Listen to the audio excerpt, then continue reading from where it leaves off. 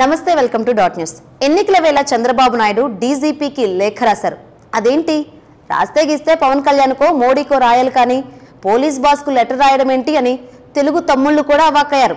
అలాగని ఒక డీజీపీకి మాత్రమే కాదు, ఆయా జిల్లాల ఎస్పీలకు, సిఐడి, ఇతర ఎంక్వైరీ డిపార్ట్మెంట్స్కు లెటర్స్ రాశారు. ఎందుకో ఏంటో మళ్ళీ ఏమైనా బుక్ అయ్యారా? పదండి తెలుసుకుందాం.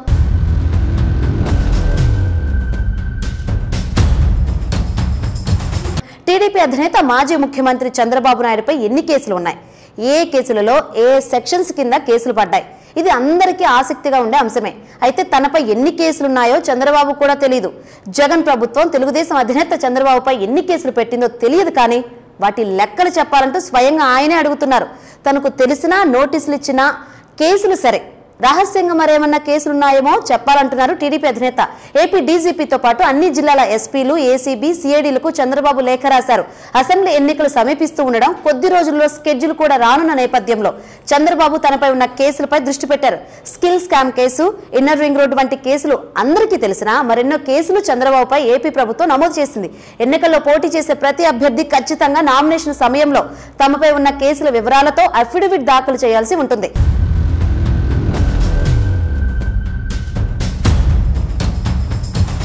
రాబోయే ఎన్నికల నామినేషన్లో పొందుపరిచేందుకు 2019 తర్వాత వివిధ జిల్లాల్లో తనపై పోలీసులు పెట్టిన కేసుల వివరాలు ఇవ్వాలని లేఖలో కోరారు.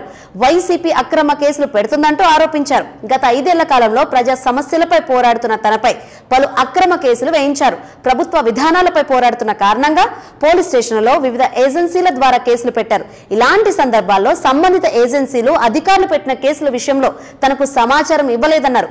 ఎమ్మెల్యేగా ప్రతిపక్ష నేతగా పనిచేసిన తనపై 2019 నుంచి నమోదైన కేసుల వివరాలు తెలియజేయాలని కోరుతున్నా. నామినేషన్ దాఖలు చేయడానికి ఎన్నికల అభ్యర్థులు తమపై ఎక్కడ ఏ కేసు ఉందనే వివరాలు తెలియజేయాల్సి ఉంది.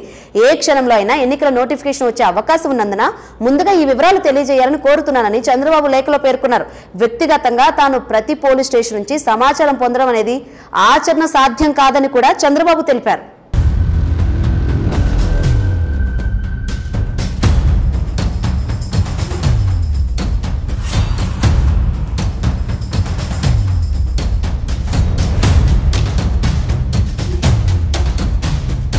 Please subscribe Dot News.